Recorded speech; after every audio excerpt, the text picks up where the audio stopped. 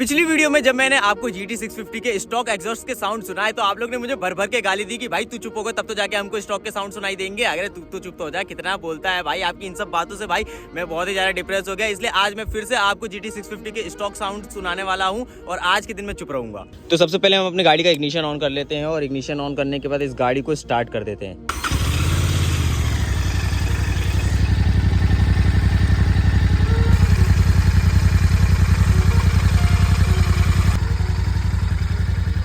तो I hope कि अब आपको इस गाड़ी के स्टॉक साउंड के एग्जॉस्ट की आवाज समझ में आ गई होगी और अभी भी आपको कोई दिक्कत है तो कमेंट करो, मैं फिर से सुना दूंगा।